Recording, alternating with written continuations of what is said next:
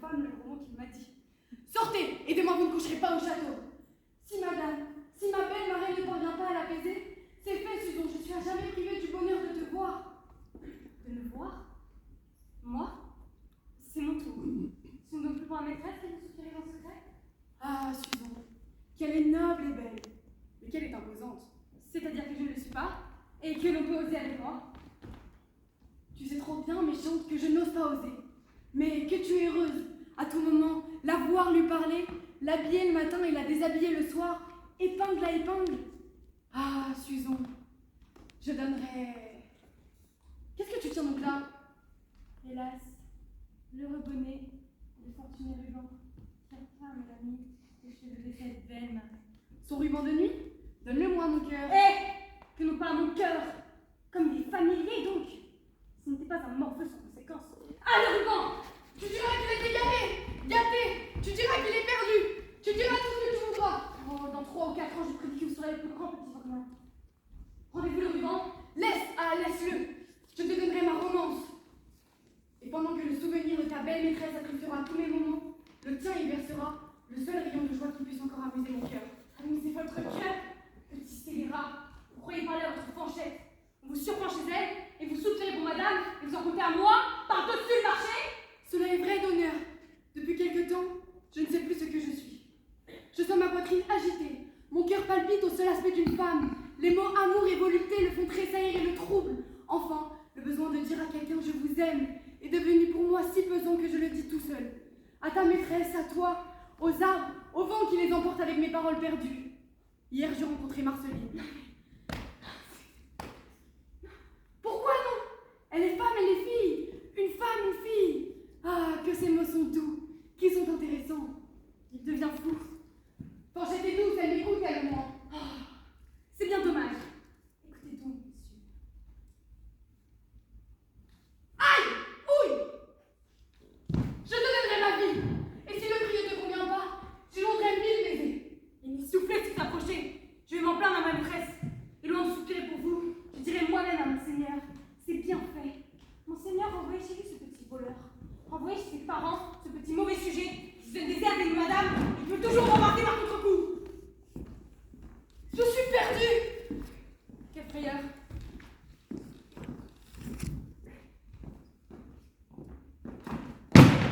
Tu es émue, Susan. Tu parlais seul et ton petit cœur parlait dans une agitation bien pardonnable au reste un jour comme celui-ci. Monseigneur, que me voulez-vous? Si vous vous trouvez avec moi.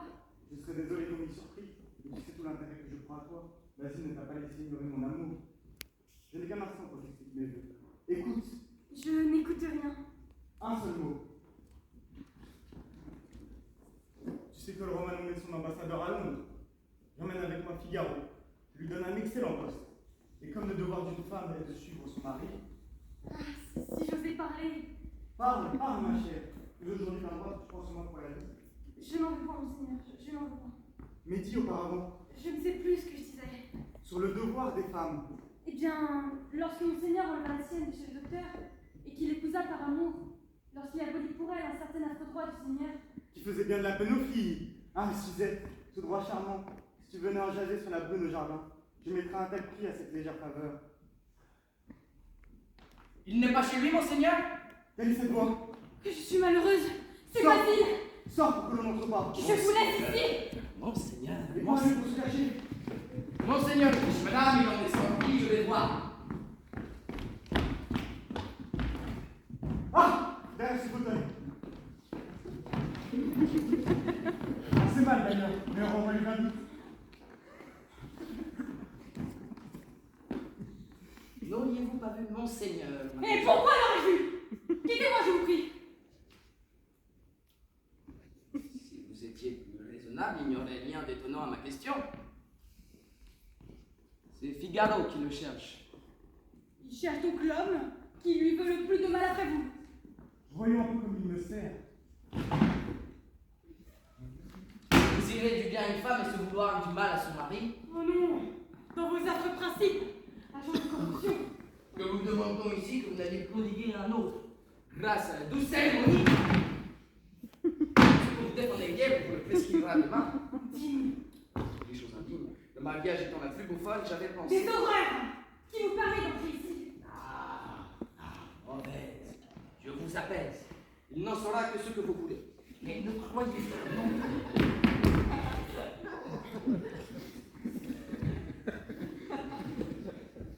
Je regarde Monsieur Figaro comme l'obstacle qui nuit à mon seigneur.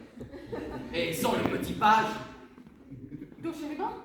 Cherubino di amore, il tourne autour de vous sans cesse. Et qui aujourd'hui encore j'aurais ici pour y entrer quand je vous ai quitté. Quoi? Dites que cela n'est pas vrai. Quelle imposture! Allez-vous-en, méchant homme! On est méchant par son niveau clair. N'est-ce pas pour vous aussi la romance dont il fait mystère? Ah oui, pour moi! À moins qu'il ne l'ait proposé pour madame. En effet, quand il sert à table, on dit qu'il la regarde avec des yeux. Mais presque qu'il ne s'y joue pas. Monseigneur est brutal sur l'article. Ou bien scélérat d'aller ce monde de pareil bruit pour faire un malheureux enfant tombé dans la disgrâce de son maître. L'ai-je inventé? Je le dis parce que tout le monde en parle. Comment tout le monde en parle? Courez, vas-y, et qu'on le chasse! Que je suis fâché d'être rentré. Oh mon Dieu! Mon Dieu! Allez, saisis! Assez là de ce fauteuil!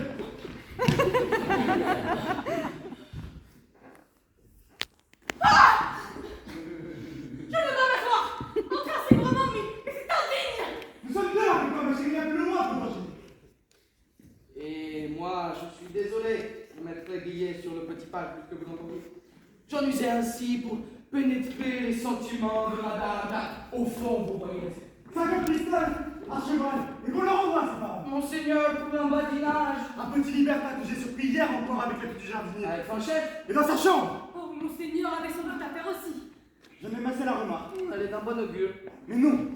J'étais allé voir ton oncle, Antonio, mon ivrogne de jardinier pour lui donner des ordres.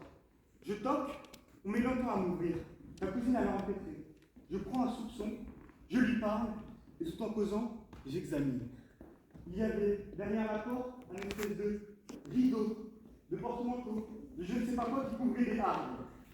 Sans faire semblant de rien, je vais doucement lever ce rideau, et je vois... Ce sourcil volant! Encore mieux! À merveille, mademoiselle! À peine pressé, vous faites de ces affaires. C'était pour recevoir mon page que vous disiez qu'il était tout seul. Et vous, monsieur, qui ne changez pas de conduite, vous manquez de vous adresser sans respect pour votre marraine, à sa première camariste, à la femme de votre ami. Mais je ne souffrirai pas que Figaro, qu'un homme que j'estime et que j'aime, soit victime d'une pareille tromperie. Était-il avec vous, Basile? Il n'y a ni tromperie ni victime.